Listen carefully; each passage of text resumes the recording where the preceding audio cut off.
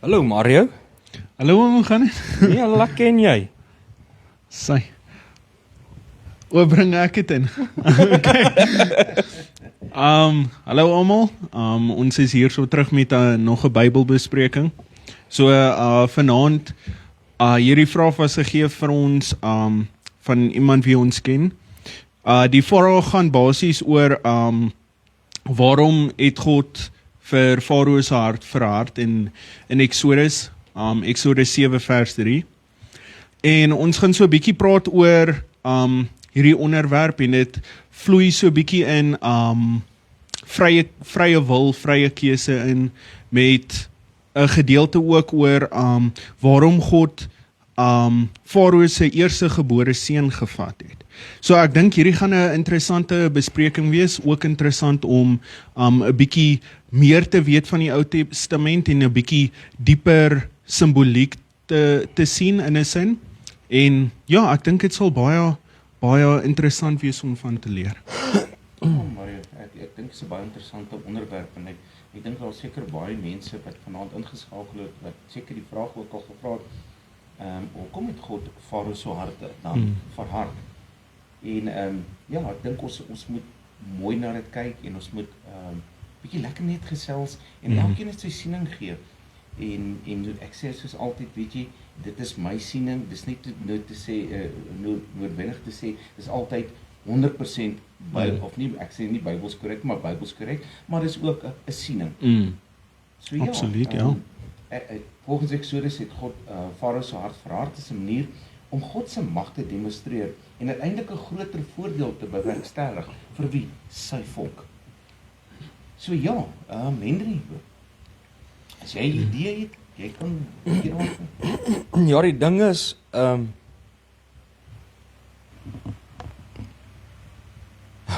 die ding is vir my, as jy na dit kyk, eerste ding is wat ek wil sê, kom ek begin soos, dis waar wat pastoor gesê het, hierdie ding is nogal 'n interessante onderwerp om mee te begin om te praat. Daar's bietjie verskillende sienings rondom die hele storie, maar dis nie so groot verskille in die sienings nie, is klein goedjies, maar dit is nogal interessant om bietjie op te gelees het oor dit.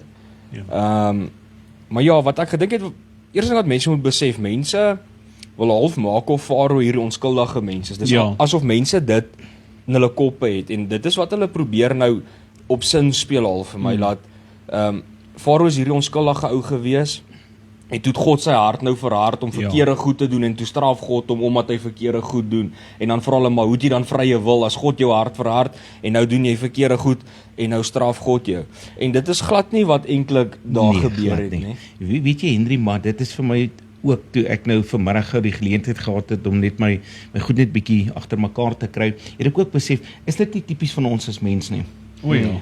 Ek kyk na Farao, kyk hoeveel dinge het Farao verkeerd gedoen. Kom ons begin net by die uitwissing van die babe kinders van die Hebreëse, ons kan nagaan, sy hart was verhard gewees. Absoluut, en nou wil ons dit as 'n verskoning, en baie mense doen dit seker dan tereg daarmee om te sê, maar God het dan sy eie vrye keuse wil weggeneem. Nee, God staan en kyk toe hoe ons daagliks verkeerde optredes en goed, openbaring goed, en dit is tipies wat hier gebeur het, en ek wil my eerste puntjie wat ek graag daar wil aanlis, en ek wil verwys na God se soewereiniteit.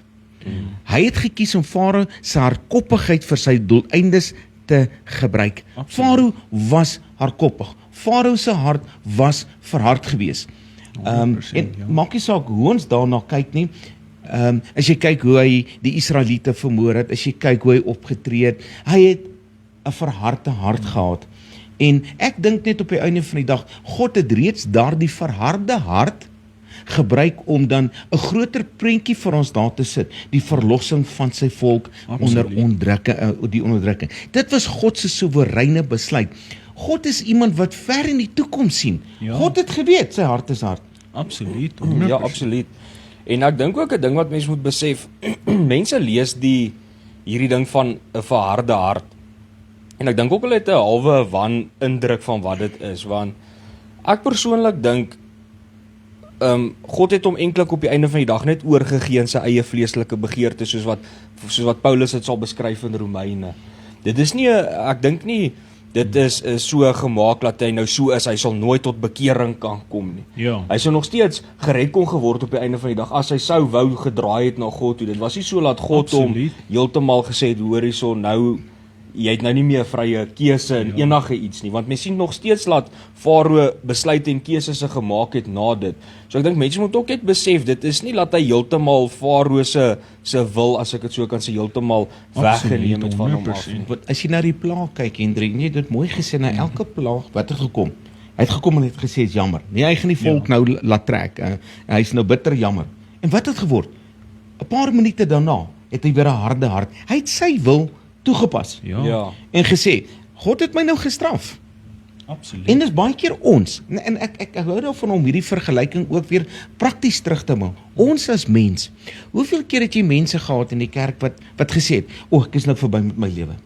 Jy moet nou besef, my hart was verhard teenoor God gewees, ek kom hier so, ek bely, en weet jy wat, 2-3 ure later, dan gaan hy aan word sy hart weer verhard. Hy het nie die werklike oorname gehad nie. God se wil is dat almal gered moet word.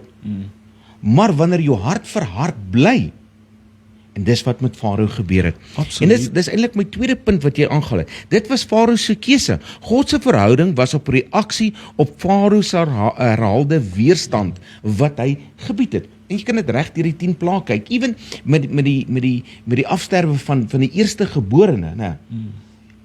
Net daarna, wat het weer geword? Sy hart het verhard geword. Absoluut. 'n Interessante ding vir my is die progress, of wat's progress of progressie, die verloop van sake van dit is, mens sien, God het nie dadelik Farao se hart verhard nie. Nee, hy het Dit het eers na die 5de plaag gebeur. Ja. So dit is ook 'n ding wat mense moet besef. Mens lees daarso in wat is dit hierso? Ek wil net gou seker maak van die skrif hierso. Ek dink is in Exodus 4, nê, waar God toe ons nou met Moses gepraat het. En hom nou toe vertel het wat hy moet gaan doen in Egipte en al daai goed. Toe hy vir Moses gesê, hoor hierso, hy gaan Farao se hart verhard. So mense dink outomaties God het van die begin af Farao se hart verhard. Ja. Wat nie so is nie. Mense sien duidelik van die eerste plaag tot die 5de plaag het Farao se eie hart verhard. Ja. Eers na die 5de plaag, die 6de plaag, toe kom God en hy sê, hy gaan nou Farao se hart verhard. En dit is so 'n interessante ding. Hy het Farao 5 kansse gegee om te draai en te sê, hoor hierso, ek is jammer, ek laat hierdie mense gaan. En toe hy dit nie wou doen nie, en dit is toe toe God intree. Absoluut, Hendrik, dis een van my punte vir dit. Farao verhard sy eie hart en bied weerstand teen God se wil. Amen. Hendrik, ons hoef nie eers te kyk na die 5de plaag nie. Ons kom sommer in die begin van die Exodus. Toe hy sy hart verhard het, hy die moord toegelaat het, eers het hy gekom en gesê, die voetvroue moet veroorsaak, of verseker dat wanneer 'n baba gebore word, moet hy sterf, die seentjie moet sterf. Met ander woorde, daar was sy hart al verhard gewees. Absoluut. En na die 5de plaag, ek meen, hy het God se grootheid, hy het gesien wie God is, en nog steeds was sy hart verhard. Ja. En ek hou daarvan om na vandag weer toe te bring. Ons is maar dieselfde. Absoluut. My vorige lewe, en ek praat baie daaroor, was my hart verhard teenoor God gewees. Ja, ek het in 'n Christelike huis groot geword, ek het kerk toe gegaan, maar toe ek met my skool klaar is, wat het gebeur? Ek het my rug op God gedraai, my hart het verhard geword. God het hoeveel keer met my in my hele loopbaan gepraat. En tot op 'n punt waar ek moes besef, maar weet jy wat, hierdie harde hart van my moet nou verruil word vir die hart van Jesus. Ja. Ja, absoluut. En wanneer ons by daai punt kom, dan kan herstel kom. En jy het mooi gesê, God het vir Farao hoeveel geleenthede gegee. En nog steeds het hy die eie keuse gemaak om teen God te draai. Absoluut, ja. Weet jy wat 'n interessante ding wat ek toevallig agtergekom het? Pastoor laat my altyd aan die goed dink. Hoekom dit het my net dadelik ek het dit dadelik opgelet toe ek dit gelees het, want ek is nou al so geprogrammeer. Hoekom het hy 5 plaae gestuur voor hy Farao se hart verhard? Hoekom 5 spesifiek? Toe gaan kyk ek wat beteken 5, die getal 5 in Hebreëus, en dit is genade. So een van die betekenisse van 5 is genade. So God het vir hom genade gegee. Hy het hom 5 kansse gegee. Hy was hom genadig gewees om hom toe te laat om om te repent. Maar na hy besluit het, hoor jy, so ek gaan nie repent nie. Jy moet sy die nagevolge dra.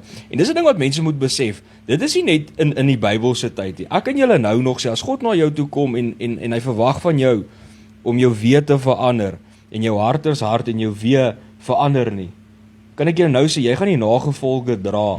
As dit nie nou op aarde is, jy gaan jy wel eendag die nagevolge dra van jou besluite en jou keuses, hè? Ja, en ek net by nog 'n punt dan met hierdie jongman wat eintlik die onderwerp gekies het en wat die vraag gekry het, eintlik nou sy geleentheid kry. Kom ons kyk ook in konteks wat verharding kan beteken. Dit kan beteken om Farao se bestaande vasberadenheid te verseker of te bevestig. Kom ons wees eerlik. Wou Farao die volk Israel laat trek?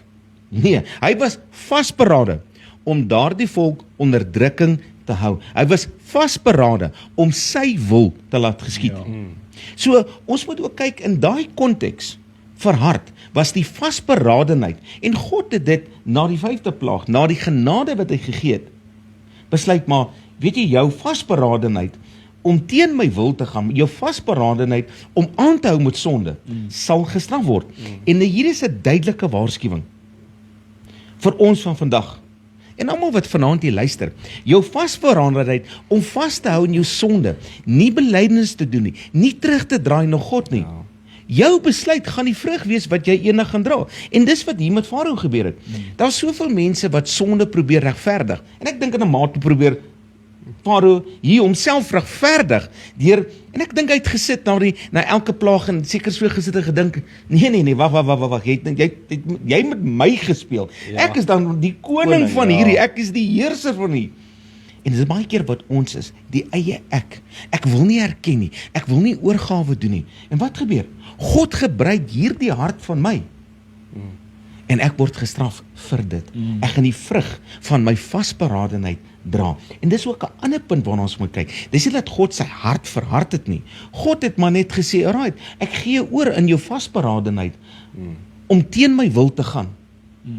God kom op 'n punt, en ek glo vir elkeen van ons wat nie oorgawe gedoen het, sê, wanneer laaste bassein blaas, jy is jouself oorgegee in jou eie vasberadenheid om teen my wil te gaan.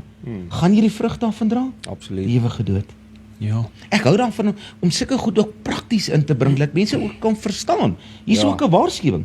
Baie mense sien dit net as Farao se hart wat verhard is in die wil van God. God het hom die keuse gegee elke keer, man. 100%. Maar daai vasberadenheid Ja. wat hy gehad het om sy sonde vas te hou. Jesus was vir my 'n mooi voorbeeld. Elke slag wanneer hy iemand aangeraak het, daai vrou wat hulle wou doodstene, wat het hy vir haar gesê? Weet jy wat? Hou op sondig. Laat jou hart gaan en ontvang my hart. En ek dink hy het vir Farao soveel keer die geleentheid gegee. En Farao het vasgehou in hierdie verhardheid. En soveel mense vandag hou vas in hierdie verhardheid. En weet jy wat? Ons gaan die prys daarvoor betaal, net soos Farao. Absoluut. Ja. Sê, Biggie. Maar en soos ons nou gesê het, dat heel eers sê het Farao sy hart verhard. Ons kan sien in Exodus 8 vers 15, en toe Farao sien dat daar verligting kom, het hy sy hart verhard en nie na hulle geluister nie, soos die Here gespreek het. So Farao het, soos ons gesê het, eers sy hart verhard. En soos pastoor gesê het, dit is God se manier, as hy jou hart verhard, is dit sy manier om te sê, okay, gaan nou, leer jou les. Dit laat my amper dink aan 1 Korintiërs 5 waar Paulus gesê het, gee hom oor aan Satan vir die vernietiging van die vlees, sodat hy op die laaste dag gered kan word. Dis hoe ek dink aan hierdie situasie, is dat God het hom laat gaan, sodat hy 'n les kan leer, amper soos 'n kind. As 'n kind sê, ek wil my vinger in daai kragpunt druk, ek wil, dan los jy hom sê, okay, fine, druk hom in, dan druk hy sy vinger in die kragpunt in, hy sjok en hy doen dit nie weer nie. Lyk my 'n ondervinding hier. Dis maar die idee om dit 'n bietjie kleiner te maak. Dis Farao wat eers sy hart verhard het, en toe het God dan sy hart verhard. Maar nog 'n punt waarop ek sal fokus is dat God het hierdie oomblik gebruik van Farao se hart wat hy self verhard het hy gebruik om sy heerlikheid en sy mag te bewys aan almal om hom. As ons kyk in Exodus 9 vers 16, maar juis hierom het ek jou nog laat bestaan, dat ek my krag kan toon en dat hulle my naam op die hele aarde kan verkondig. So, God het hierdie gebruik as 'n geleentheid om te wys dat hy hierdie mag, hy hierdie krag, hy hierdie gesag. As ons kyk na die 10 pla, die 10 pla was die gode van Egipte, wat hy vernietig het, en hy het sy mag gewys vir Egipte, hy het gesê, is hierdie jou gode? Nee, ek is die God, ek is die enigste God, ek is die lewende God. Hierdie is die goed wat julle aanbid, dit is valsheid. En God het vir Farao gebruik, want Farao daai tyd was basies 'n lewende God gewees vir hulle. Het hom beskou, is Hulle het een hom van hulle beskou, gode, ja. En toe het God hom afgeslaan en gewys dat, hoor, jy is nie God nie. Jy het nie beheer nie, ek het. Sien, hier is vir my iets wat mooi staan uit hierdie hele teksgedeelte. Hier is 'n wisselwerking wat plaasvind tussen die soewereiniteit, die God wie ons aanbid, en die mense vrye wil. God gee vir ons vrye wil om op hierdie aarde te besluit. Maar dan gaan 'n dag, 'n datum en 'n tyd en 'n sekond kom wat God se soewereine wil gaan geskied. Absoluut. En weer eens, hier kom die Here. Hy het Farao sy vrye wil gegee. Hy het hom 5 keer 'n genade geleentheid gegee wat hy nie aangegryp het nie. Hy het deur sy eie toedoen, sy eie keuses sy hart verhard.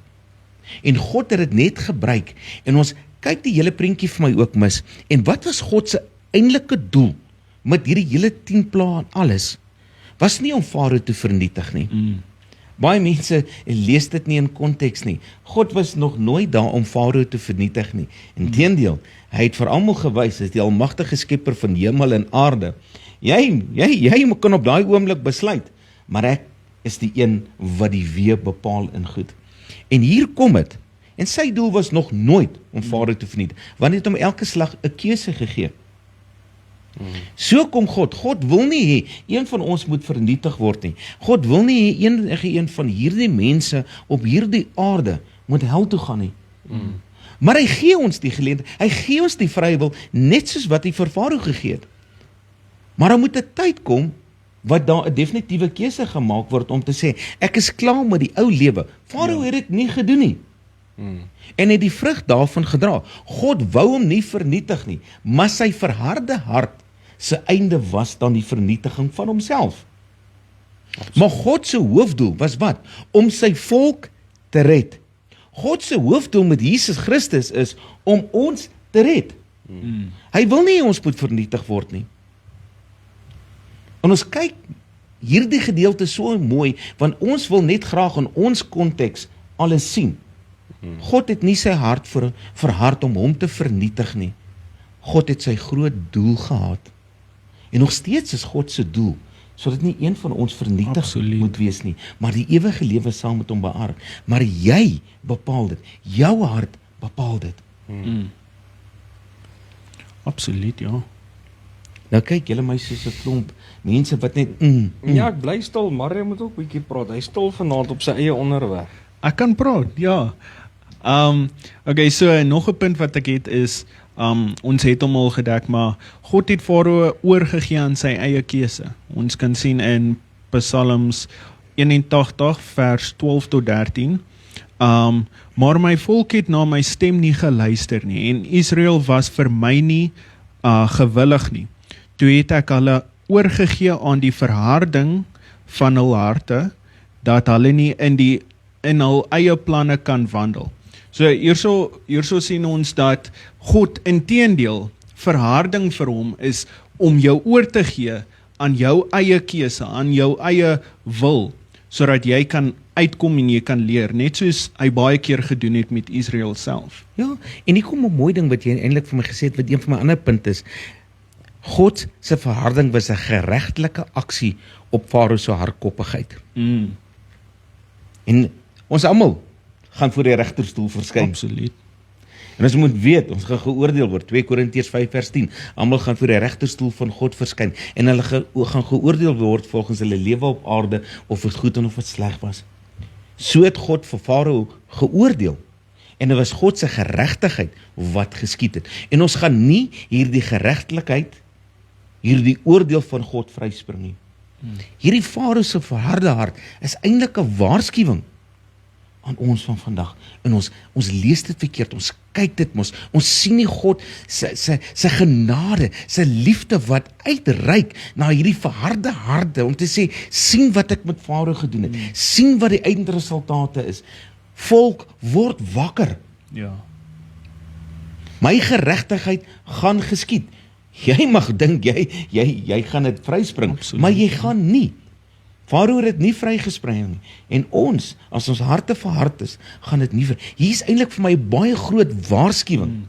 Absoluut. Hierin, in die verhardheid van die mensdom se hart. En ons lewe, en ek wil sê, in 'n erger tyd, in 'n gebroke samelewing, 'n gebroke wêreld. Ons is so verhard. Is ons nie maar Farao in die verhaal nie? 'n groot probleem vir my is, nou laat pastoor so praat, is die wanpersepsie wat mense van God het. Ja. Dit kom vir my, ek sien dit baie deesdae, die persepsie wat mense het van God is liefde, maar hulle dink hy's net liefde. En soos wat pastoor nou tereg gesê het, God is nie net liefde nie. Nee. God is ook regverdig Absoluut. en hy's geregtig. God moet geregtigheid laat skied. Ja. Alhoewel hy liefde is hy ook geregtig, en God moet ook dan geregtigheid laat geskied en regverdig optree. Ja, en wat het gebeur?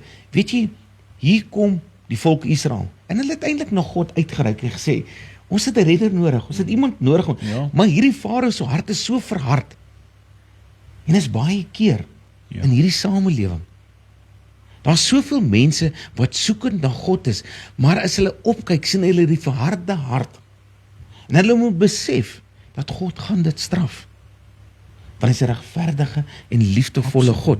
En hier's nog 'n punt wat ek aangehaal het, is, dit was Farao se keuse. Sy keuse het sy karakter geopenbaar. Mense, ons sê ons is kinders van die lig. En ek het dit al baie gesê. Maar watter karaktereienskappe straal jy uit? Straal jy Jesus uit? En hier kom Farao, en Farao het die wêreld uitgestraal, want hy het 'n verharde hart gehad, en hy het die loon van daardie ontvang. Absoluut. Daarom pleit ek vanaand eintlik by mense wat ingeskakel is, kyk in die waarskuwing. Kyk wat God hier vir jou sê. Hy's 'n God van genade en liefde, maar hy's 'n God van 'n regverdige oordeel. As jy verhard is, gaan jy die vrug dra van daardie karaktereienskappe. Absoluut. Mario, ek weet jy wil jy dalk net so vandag gaan so 'n bietjie aanbeweeg. Want gaan ons aanbeweeg na die tweede? Ja, daar's so 'n bietjie om te, ek dink 'n baie interessante ene is om oor te gesels ook is oor die eerstegeborene seuns wat God doen en laat doodgaan het. Dis baie interessant. Aangesien dit nou een van die vrae is, dink ek ons sien ons tyd is amper uit, so ek dink ons moet hom net so vinnig oor hom gesels. So die dood van die eerstegebore seun het gekom na die 9de plaag. Elke se kans vir Farao om te bekeer. So ons kan sien in Exodus, as jy Exodus 4 vers 22 tot 23 lees, dan sal jy sien, dan moet jy vir Farao sê, so spreek die Here, my eerstegebore seun is Israel. Daarom beveel ek jou, laat my seun trek, dat hy my kan dien, maar jy het geweier om hom te laat trek. Kyk, ek sal jou eerstegebore seun laat sterwe. So hierdie beskrywing is reeds aan die begin gegee, wat wys dat Farao bewus was van die gevolge.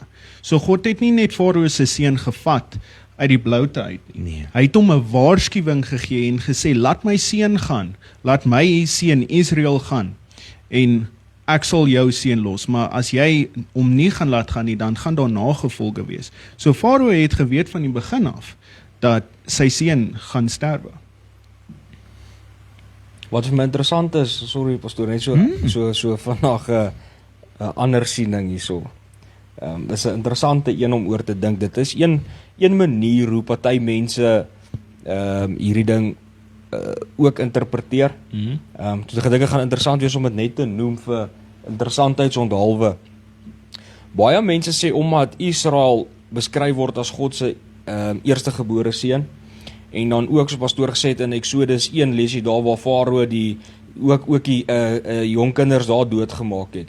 Sê mense ook half God het Farao baie kansse gegee. Ja. Hy wou nooit gerepent het nie, en toe hy nooit wou, omdat hy dit aan God se seun gedoen het, toe het hy dit teruggedoen, half 'n eye for an eye gedoen. Hoorie so, jy wil nou nie luister nie, ek het nou alles gedoen en jy het my kinders doodgemaak. En dit is nogal 'n interessante siening, vind ek. Ek sê nie dis reg nie, maar dis 'n interessante een om ook Kyk, oor na te dink. Yes, mense kan, maar dan moet jy ook sê God is 'n God van regverdigheid. God sal nie net met wraak gaan nie, want my God is 'n God van liefde. En ek stem nie heeltemal in daai teorie saam nie. Dan ek ook, ek wil dit net noem vir mense wat daaroor gaan praat. Yes. Kyk, ons moet oor die verskillende teorieë praat, want daar's verskillende teorieë en daar's gevare in daai teorieë. En ek kan net nie sien dat my God so 'n God is, want hy's 'n God van liefde, God van regverdigheid, en hy sal 'n regverdige oordeel sit. Sorry pastoor, maar ek wil net gou vanaand noem, nê. Wat vir my interessant is van daai teorie, want ek stem ook nie met dit saam nie, want dit sal dit dan lyk of God uit wraak uit opgetree het. Waar ek glo weer God het uit regverdigheid en geregtigheid opgetree en nie uit wraak uit nie, want God sal nie uit wraak uit of uit haat uit optree. Dis nie wie God is nie. Hy, soos wat ons nou nog sê, hy's geregtig en hy het laat geregtigheid geskied. Ek wil dit net genoem het dat ons bietjie daaroor gesels, vooral weer 'n gap in ons gesprek is. Ja, en hier som dit eintlik vir my mooi op, dit wat julle sê. God se beheer ontken nie die menslike verantwoordelikheid nie. Die mens wil nie verantwoordelikheid vat vir hulle dade nie. God is in beheer. God is ons 'n wil gegee, maar die verantwoordelikheid vir ons besluite moet ons dra. Absoluut. En dis eintlik wat hier gebeur het. God het vir hom gesê, jy gaan die wil en daai besluit wat jy, die verantwoordelikheid daarvan gaan jy dra. Wat weer eens 'n waarskuwing is aan ons vandag. Ons moet begin, daar's soveel waarskuwings wat God uitreik na die mens in liefde. En weet jy, ons wil dit nie raak sien nie, want ons kyk net, en ons wil God, mense wat hierdie teorie gebruik om God te wil aanval, ek dink nie jy besef die God wie ek kan bid nie, want dis nie my God nie. My God is 'n liefdevolle God, maar hy's 'n regverdige God. Maar ons moet ook besef, ons moet verantwoordelikheid vat vir ons optrede. En dis wat hy eintlik vir Farao kom sê het. Absoluut. Elke keer wat ek jou gestraf het, elke keer wat ek genade betoon het, het jy jou rug op my gedraai. So nou gaan jy die vrug en die verantwoordelikheid van daardie dade dra. Absoluut. En dit is eintlik hartseer om te wys hoe hardkoppig mense kan wees, laat dit so tot op daai mate eintlik moes gekom het. En voor Farao om te geluister het en gesê, hoor, hier is die God en wat hemel en aarde gemaak het, wat kan ek doen? En weet jy wat is hartseer van, as jy hele storie lees na dit, het hy hulle nou in elk geval weer agterna gaan sit. Toe hy weer verhard Henry. En weet jy wat, ek sit en ek het nou oor hierdie ding toe Mario gesê, hy wil oor praat, dit ek so, en ek dink by myself, as jy moet sien die staf, hoe Moses daai tekens, daai wonders gedoen het, né? Farao se mense kon nie, né? Hoe die Nyl vol bloed geword het. Ek meen as ek dan moet sit en hier kom my dambaak visvang en hy's vol bloed. Broer, ek gaan 2 keer dink hoor. Ek sê vir jou. En dit wys jy net hoe verhard Farao se hart eintlik was. Ek meen daar's soveel plaag gekom en elke slag, ek wil sê hy het gemaak wat ons vandag doen. Ons het God as 'n spaarwiel gebruik te sê, hey Here, ek is nou jammer. Jy weet. Ja. En onmiddellik wanneer God my nou seën en hierdie swaar kry vir my wegvat, ag nee, wat, hoe kom die eie ek weer vorendag. Tipies die mens van vandag. En daarom ek sê, hierdie is vir my eintlik 'n baie dieper waarskuwing. Ja. Ons moet ophou met die verharding van ons harte en ons moet regtig kom en ons moet die hart van Jesus aanneem en regtig begin leef soos wat God wil hê. Anders dan gaan ons die vrug van daardie verhardheid dra. Absoluut. Ja, kyk, ek dink dit is 'n groot ding en dit is hoekom hierdie vrae ook ontstaan. Ek sien baie sulke snaakse vrae op die internet. Maar dis omdat ons met die verkeerde gesindheid na dit kyk, omdat ons God wil bevraagteken. En soos pastoor sê, hierdie ding leer ons eintlik 'n diep les hierso. Dit leer ons om te bekeer, dit leer ons om vir God te luister, om gehoorsaam te wees. Om volgens sy wil te leef. Volgens sy wil te leef. En mense moet besef, ons het al klein sondes in ons lewens. Ja. Maar nou wat die probleem met dit is ook, 'n klein sonde wat jy toesmeer, as ek dit so kan sê, en jy probeer dit regverdig en dit hou aan. Daai sonde word normaal in jou lewe en jou hart verhard dan teenoor daai sonde, en op die einde van die dag begin jy nie meer daai sonde as verkeerd sien nie, want dit het nou deel van jou lewe geword. En op die einde van die dag dan kom jy nooit tot bekering of jy repent nooit oor daai sonde nie. So al hierdie goed wys vir my, ons moet pas op vir die verharding van ons harte. Ons moet ophou om ons sonde te probeer regverdig en ons moet begin vir God vergifnis vra en leer om van dit af weg te draai en gehoorsaam te wees aan God. En nie dit nie. Ons moet ook God se tug aanvaar. 100%. Dis wat Farao nie gedoen nie. God het getugtig. God het wonderwerke gedoen, maar nog steeds was hy verhard. Ja. Ons moet wanneer God ons tugtig, vra hoekom word ek getugtig? Waar's die fout? Ons moet nie die fout by God gaan soek nie, want dis wat hier mense doen. Mense wil die fout by God gaan soek. My God is 'n soewereine, regverdige, liefdevolle God. Hy is foutloos. Die fout is nie by God nie. Ja. En dis wat ek hieruit leer. Gaan soek die fout by die mens. Absoluut, dis 100% waar. Ja, dis 'n ding wat ek altyd sê, is jy moet altyd kyk, as jy so sien as op dit, sien jy lees daai stuk van Farao, en dan bevraagteken jy dit nou, en dan vind jy 'n probleem in dit. Gaan kyk waar kom so iets weer voor in die Bybel. Daar is ander voorbeelde van die Kanaaniete, wat se harte verhard was, wat was die ander een, toe die Israeliete deur die een koning se land wou getrek, kan nou nie sy naam onthou nie, toe laat deur moes getrek het beloofde land, toe wou hy nie laat deurgaan nie. God het al daai mense ook kansse gegee, soos die Kanaaniete het God oor die 400 jaar kans gegee, en dan ook op die einde van die dag sien jy hoe Rahab toe nou God se mense gehelp het, en sy was gespaar gewees aan die Kanaaniete. So God gee altyd mense kansse. Geleentheid, want hy's 'n regverdige God. Maar wat ek probeer om terug te kom op my punt, toe gaan kyk na ander stories ook in die Bybel, laat skrif interpreteer en kyk hoe God daar opgetree het, want nou gaan ons hierdie een uitsorteer, dan gaan iemand nou met die volgende een kom, ja maar kyk nou hoe het hy hier opgetree. Dit is dieselfde storie wat ons hier sien van God, dit is mense wat se eie harte verhard is, en God het daai mense kans gegee om te bekeer en te luister wat God sê, maar hulle wou nooit geluister het nie. Jona is 'n baie goeie voorbeeld. Jona, ja. Hy het sy hart verhard teen God. Ja. God het hom gestraf. Toe kom hy en hy vra hom genade. En hy het toe gegaan en hy het die boodskap oorgedra. Mense, my God is 'n regverdige en liefdevolle God. Die probleem lê by die mens. Absoluut. En die mens probeer homself deur sulke dinge uit konteks te vat, om self regverdig. Ek wil vir jou een ding sê, jy kan probeer fout met my God soek, daar is nie fout, hy is foutloos. En die groot probleem is, Henry, verantwoordbaarheid. Ons wil al die klem skuif, ons wil nie herken van ons foute nie, en ons is te vinnig om vinger na God te wys. Ja. Begin by jouself, begin hier, en vra, waar's die foute in my lewe? Ek dink Farao moes by homself begin het, selfondersoek gedoen het, en dalk sou dit 'n ander verhaal gewees het. Amen. So Mario, wat leer jy die les uit? As God sê, laat sy mense gaan, dan laat hulle gaan. Kan ek maar vir ons opsom? Ja, het sal nice wees. So die opsomming van vandag se bespreking is dat Farao het eers sy hart verhard, lank voordat God sy hart vir hom verder verhard het.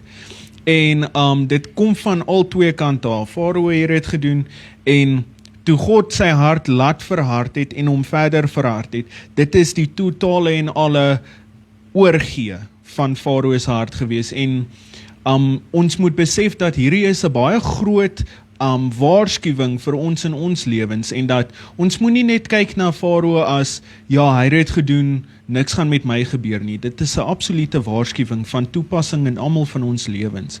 En ook, ek wil mense motiveer om asseblief 'n bietjie dieper in hierdie te gaan, want daar is soveel interessante, soos ons het nie eers 20% van die content van hierdie verse gedeel nie.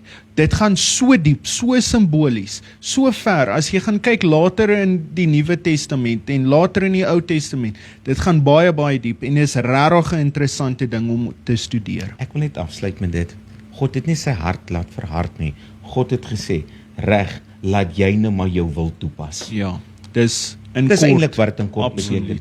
Jy wil nie luister na my tugtiging nie, nou gee ek jou oor aan jou eie verharding. Jy wil nou dit doen, gaan aan. Absoluut. Ja, ek dink Dis 'n goeie manier om te sluit, dis wat dit is. Ja. Dis hoe dit is met Steve. Amen. Ja, sê, dankie Mario, dit was 'n lekker ene gewees. Soos ek gesê het, ek dink die grootste probleem is die perspektief.